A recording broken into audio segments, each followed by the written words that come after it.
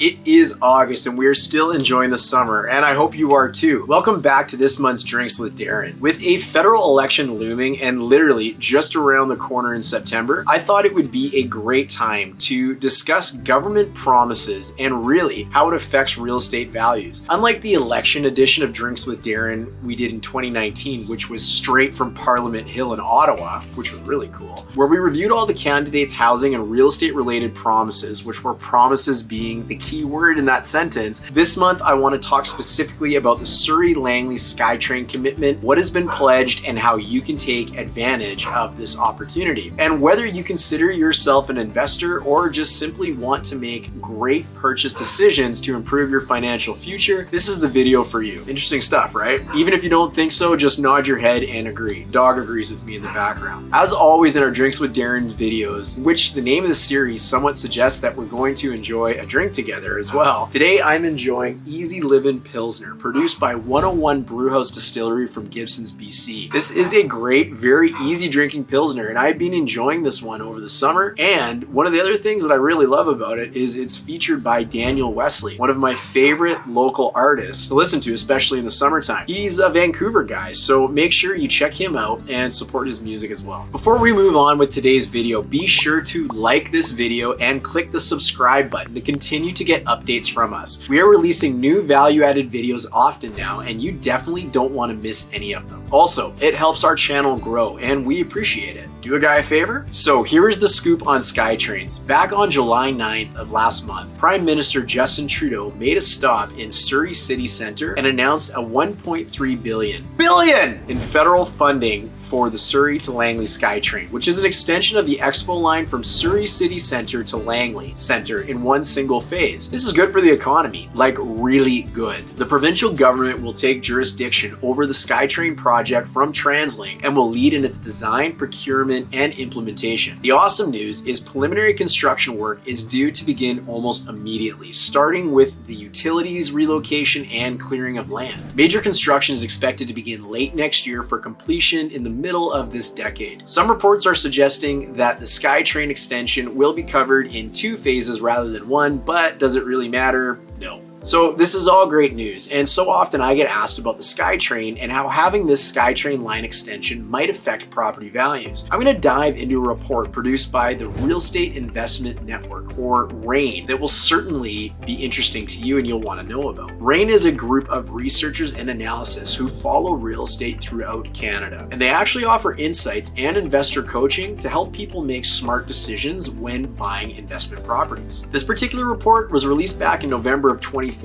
and I highly recommend you check out their website for it. It offers some very valuable information, and I'm going to share with you today some of the highlights of this information in this video. Now, I realize the report's almost 7 years old, but the research is still very valid. What's so cool about this report is the analysis is a summary of detailed studies conducted on transportation changes implemented in other regions across North America and Europe, meaning they have studied the long-term effects of very similar initiatives. These peer-reviewed journal articles provided the analysis with a snapshot of what we should expect in terms of the impact on real estate prices in communities surrounding the developments. As these projects are started and completed, a synopsis of published works show that most studies showed commercial and residential property values generally rise the closer they are to light rail stations and major highway improvements. It makes sense, right? As accessibility increases, often so do values. The report tracked the effects of light rail systems on property values in major cities like Dallas, San Diego, Santa Clara, San Jose, LA, east side of Portland, Sacramento, Toronto, London, Ontario, and of course Vancouver. In the studies of the effect of the transportation improvements on real estate and other jurisdictions around the world, it was found that real estate values increased. Increases occurred for properties located within a sweet spot of about 500 to 800 meters of the stations on the new transportation lines. Real estate prices and key neighborhoods will increase more quickly than other regions due to the improved transportation linkages. What a great thing to know for investment purposes. It also found that values and older and more established neighborhoods are impacted more significantly than in newer developments. One of the primary impacted neighborhoods, of course, from this new extension would be both Surrey Cloverdale, and Langley. Community income can also play a role in this. In the areas which the average incomes were at or below the median, the closer a dwelling was located to transit, the higher its resale value and its rent. In San Francisco, for example, one-bedroom apartment units located within 1/4 mile of a suburban Bay Area rapid transit system, also known as the BART system to the locals, rented for 10% more per square foot than any other one-bedroom units in similar neighborhoods. The demand for two-bedroom units was even stronger, and they were renting for a 16% premium over two bedrooms not directly associated with the BART station. Overall, studies found that rent decreased by approximately 2.5% for every 1/10 of a mile distanced away from a station. A study examining the long-term effects of the BART system on housing prices over a 20-year period indicated that homes closer to the system were valued at 38% higher than similar homes not located near any BART services. It is worth mentioning, the report notes, that there are also negative effects on properties located within the immediate vicinity of many stations. Good to know. These negative effects include nuisance, property crime, noise, increased foot traffic, etc. And these are properties typically under the 500-meter mark closer to the rapid transit station. Also interesting, in two communities in Atlanta as an example, there were two very different effects of rail on housing prices based solely on the existing median incomes of the areas. In a neighborhood south of the tracks whose population had a lower median income, residents put more value on access to rail transit. Therefore, home values increased. Conversely, to the neighborhood north of the tracks with a higher median income, housing prices actually dropped by nearly the same amount the closer they were to the stations, which is likely explained by this group's reliance on personal vehicles versus mass transit. In addition to increased noise and associated crime in the southern lower median income neighborhoods, these issues were mitigated by the ease of travel using mass transit. Definitely some interesting things to think about, right? Getting back locally now for some things to consider. Metro Vancouver's population is projected to grow by 1 million people over the next 30 years. Much of this growth will take place in Surrey and the surrounding municipalities.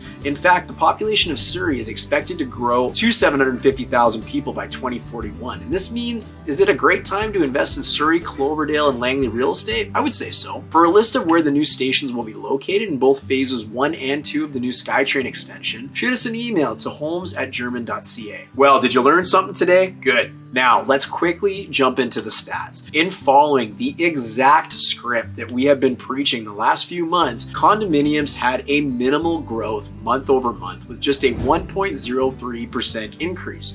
We look back at the last 6 months where we are still catching the tail end of the very busy market. We saw an increase of 12.58% in the Fraser Valley. Moving over to townhomes, we saw a very similar story where over the last month, there was a modest growth of 1.26%. And in the last 6 months, again catching the tail end of that busy market, 17.73% increase in the benchmark value of townhomes. Lastly, and likely the most surprising, is detached homes. Detached homes remained almost entirely flat month over month with an increase of 0.08%. And in the last 6 months, prices are still sustaining their impressive gains with a 22.68% increase. We are all curious where the market may go from here. However, the story of the summer certainly has been a lack of inventory. We aren't seeing many people put their homes on the market right now. Fairly, most likely due to the fact that COVID restrictions are somewhat lifted, and for the first time in a long time, we're able to enjoy other people's company outside of Zoom calls. If this trend continues, we may see a busy and robust fall market. That's where my money is. Well, guys, I hate goodbyes, but that is it for me today. Thanks again for joining us on this month's Drinks with Darin. Please don't forget to subscribe, and we will look forward to seeing you again next month. Thanks for watching.